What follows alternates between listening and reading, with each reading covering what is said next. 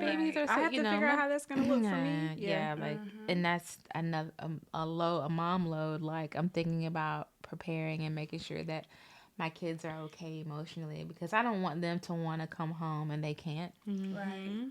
and I'm not there physically to bring them home. Like that kind of just irks my nerves. Can I say something?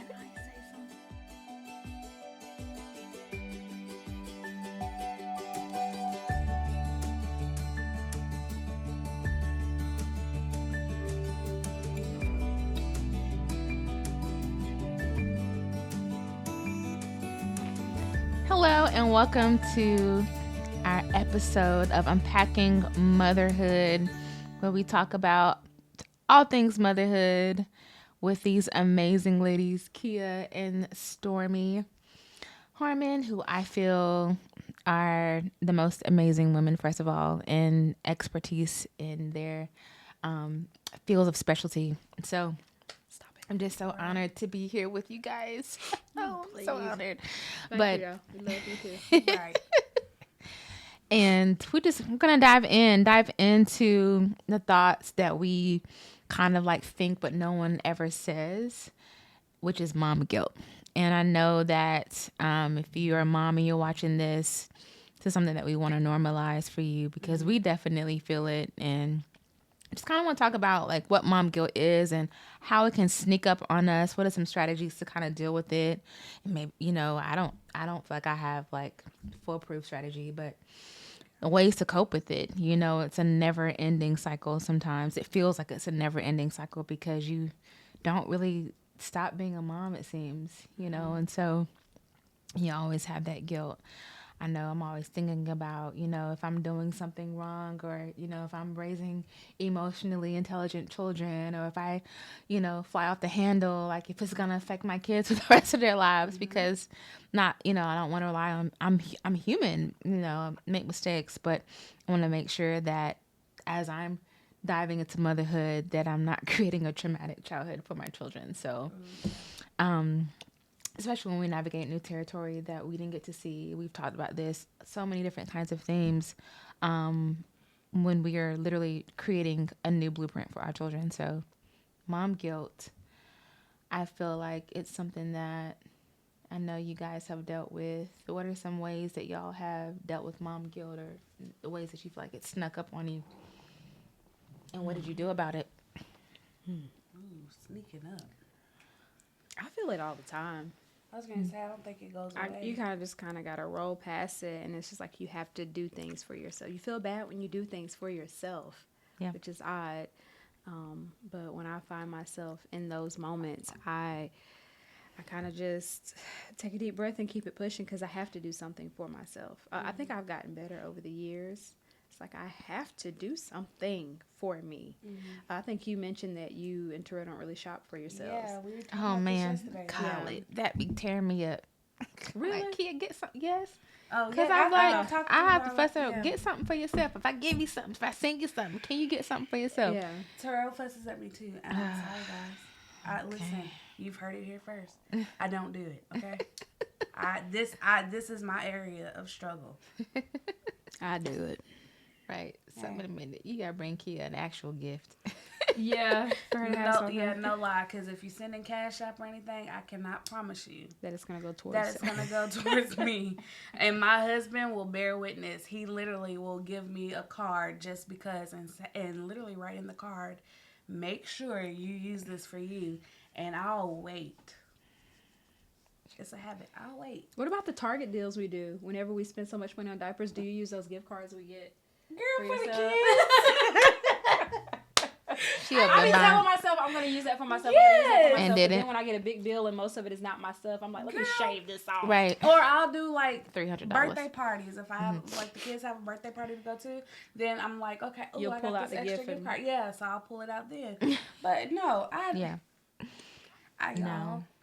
this is my area of struggle, and I'm okay with it. I struggle with separating. But, buying things ain't no issue. I need to work on that. I need to tone it down. My sneaker queen. Yeah, the shoe queen for real. I need to. And I don't go nowhere. What am I doing? I don't go. She got a killer sneaker game. I got some sneakers from Stormy's. Me too. Stormy It ain't Harmon killer, Boutique. but you know, Yeah, right. I love me a good funky shoe. That's my motto.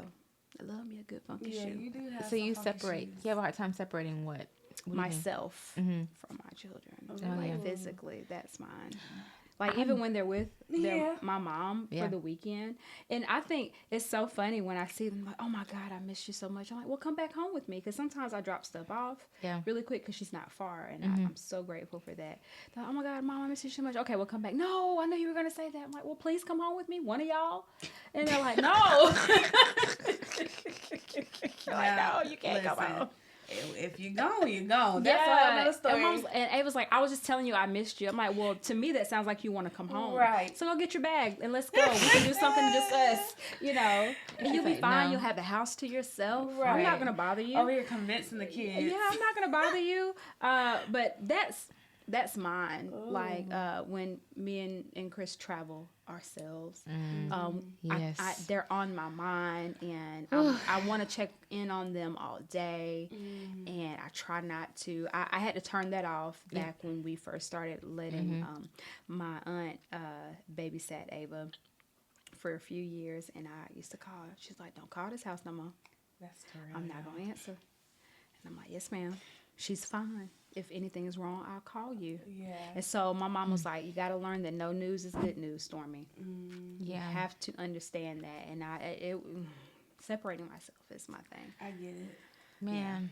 I feel so guilty about that. Like, and it gets a little weaker Yeah. over time. I'm struggling with that as we speak. Yeah. Like right now, definitely struggling with that. And then I'm thinking about just we're gonna do some getaway trips. Lee is just so excited about all the trips, he's planning, and I'm like, so yeah, I want to go here and I want to go there, and I'm thinking like, oh Yeah. Are you sure? our babies are so, I have to figure out how that's gonna look for me. yeah, like, and that's another a mom load. Like I'm thinking about preparing and making sure that my kids are okay emotionally, because I don't want them to want to come home and they can't. Right. And I'm not there physically to bring them home. Like that kind of just irks my nerves. Can I say something? Yes. I have so much anxiety when I travel that something's gonna happen to me.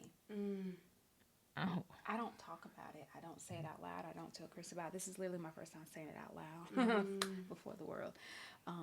But when I travel, even when I traveled alone, I knew I needed to do that to fill my cup. But I would be extremely anxious that I wasn't gonna make it back home. That's me as well. Yeah. I literally, like, that is something I think about all the time. Oh, wow. Even to the point where, like, I've like come up with plans. I'm like, if Terrell's, especially with me being I'm a stay-at-home mom, if you don't know. Okay. Terrell goes to work. I'm like, okay, what if something happens to him? Like, kid, you need to do A, B, C, D. Like, I've literally have planned it out. And so, in my head, that's just something that, I worry about. And so, I guess it is a kind of a guilty. Yeah, thing, it makes 'cause me. you wanna It be kind of makes me prepared. want to stay, but I know I need to leave. Right. You know, Yeah. it's, Right. I have grown up to where people leave my house and I don't see them again, and I think that is a whole traumatic thing for me. Yeah. yeah. I really had family members leave, and I'm supposed to be in the car with them, and they die in a car accident. You know, that type of stuff. Or I watched my grandmother, like, she literally died in front of me. She had a massive heart attack, and she had just helped me have a bath, and she walked down the hall and collapsed. Oh, wow. You know, like, immediate. And it's just like, I know that things can change in the blink of an eye. And I have these children that depend on us. Right. But I also want to leave. But I feel selfish. Like, what if this is my last time being with them? Like, that's the type of stuff that goes through my head. Like, the guilt is so strong. It I gets get that one. overwhelming. Like, even when we travel as a family, like, the idea of an accident, like, I'm anxious on the road. I don't talk about it. I just keep my head down if I'm not driving. Yes. Especially after being in a car accident with your baby. It's a lot. Yeah. Yeah. I honestly, I've had those thoughts. You and I had talked about that a while ago. And honestly, what I do when I'm feeling those anxious thoughts coming up, because I just want to make sure my kids are always okay when they're not with me. Like, I'm always just concerned that I'm just praying something doesn't happen. But I literally have to, like, pray. Like, when those thoughts come up, because it's it's the enemy. Like, let's take it to church for a second. It's the enemy, and like he doesn't play fair. Right. And I feel like when I have those moments, I literally have to stop myself and pray and just like I relinquish. I give my kids, I put them in your hands because there's no amount of planning that I can do to keep myself or them safe. I have to relinquish that control because I feel like if we stay there, that fear will overtake, and you don't want the thing that you fear the most to come upon you, you know, because your mind, your thoughts are so powerful. And like, I'm telling you something that I agree with you guys. Like I empathize with you. I don't really think about myself, but more so like I just don't want anything to happen, you know, to my children. Yes. And so I felt that way when they went to school. Yeah. They're not here. Anything can happen. They keep them in that building and won't let them out. Yeah. You know, Yes. But for me, what keeps me grounded, honestly, I have to do something to keep me grounded. And that is I pray. Whenever those thoughts come up, I just pray and release it because I don't want to carry that with me, and I don't want to put that even out in the atmosphere, even like mentally. But I know it's easier said than done. But I do feel guilty, you know, that I commend you for homeschooling because like part of my reasoning for wanting to, you know, bring Sadie home and wanting to homeschool is I want to keep him safe, you know, not only physically safe, but I want to keep him safe from like all the crazy things in the world that's going on. That's usually a family's main reason. Yeah. Like I don't want them to be exposed to like literally like kids on the playground watching porn. Like, God, I don't want to explain to my that is a thing. 7-year-old, 6-year-old. Like, what is that? Like, we don't, you know, just, but. You know, going to school is practical for us right now. Right. But definitely feel guilty and thinking about putting Noah in daycare. I'm just kind of like, she doesn't deserve, you know, we didn't put Sadie in daycare. We didn't do this with her. So you want to do one, you want to do for one what you did for the other, and just wanting to keep it fair. You know, like, is she ready for this? But also, each child has their own story, their own personality, their own strengths. I know that Noemi is a strong baby because she fought to get here. Definitely.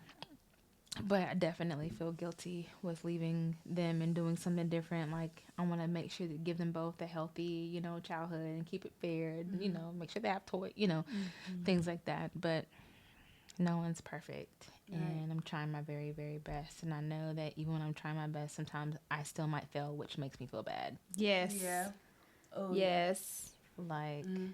I could be trying my very best, and she'd be like, well, Mom, I felt like growing up you didn't, you know, I don't know. I don't want to have that conversation. I'm like, I'm trying so hard to make sure that your childhood's perfect, but I know that it's not. Like, let's be honest. I know that it's not. Can I say something? I know we got to end this soon. One day, Ava was upset because I wasn't. You also have to have some things in your home for you, right? Like I have ice cream that belongs to me. I have drinks that belong to me. I can't remember what it was, but Ava called me selfish, and I cried because I am so selfless in so many ways, all day, every day, and because I'm not breaking off a piece of my cookie that's mine, right? And I literally keep y'all cookies replenished. You don't go to the grocery store. I do so much for y'all. My body doesn't even belong to me right now. Right. And you're calling me selfish, and like you mean it, like your feet are planted. Right. Like I'm even trying to like reshape what she's saying. Like, are you sure that's what you meant? Like, yeah, you don't like to share. You don't like to do this. And I'm just like, I'll be back. I went upstairs and cried, and I came back down. So I'm like, God, dog, what? Yeah. What else can I do for you? I think I said, what else can I do for you? Because I do so much, but because I want something that belongs to me in a home where I'm pouring out and doing everything for everybody, the one thing that I won't share with you makes me a selfish person. Right. Okay, got it. And that hurt. Yeah. That hurt. Yeah, she cut me deep. Maybe she'll play this back in future years. You hurt me, girl. Cut me deep. She don't come apologize because, honey, I'll be like that. She ain't apologized yet. Not right now, but you know what you don't realize it until when you have them kids. I know kids are selfish, man. Woo! Them little joke is selfish, very self-centered. I'm telling you. Yeah, I think they were just wired that way for now until their brains develop. Yeah. But it's like, that's another conversation too. Like, how do you help your kids be emotionally intelligent. We're definitely gonna talk about that. But how do you raise them to be like just nice people? Yeah, because children are awful. Yeah, they y'all are kind of nice. mean a little bit. Golly. They are dealing with stuff that they shouldn't. They have these portals in their hands that are phones, and they have access to tablets, so much. Everything. It doesn't matter how much you God try to save guard us. them. Yeah. They have access to so much, and that shapes them. It shapes their character a lot, and my children have to deal with that too. They don't have phones, you know. Their main screen time is TV. They don't really have a lot of small portable things, and if they do, they're not attached to it. Yeah. And so they are getting exposed to stuff and phrases that I'm scrolling past on TikTok, and I look at you, I'm like, where did you get that from? Right. Yeah. Oh yeah, my friend was singing it at school. They said it's on TikTok. Okay. This whole thing. Yeah. Whatever this the means. loser. Yeah, the loser. Loser. Yeah.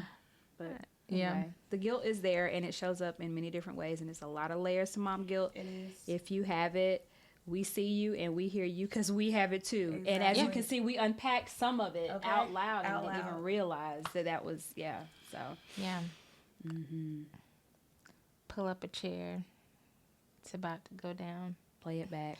Play it back. Send it to your family, your friends. Share it. If you heard anything that resonated with you, like and subscribe. Leave us a comment in the comment section. What are some things y'all want to talk about? We're ready to talk about it. We'll shake the table. We don't mind. That's why we're here. We recognize the need in our village. And we recognize the need in our community. And we're here to answer the call. So thank you guys for showing up today. We hope that you guys have a blessed week. In the meantime, peace out. We are unpacking motherhood. Bye.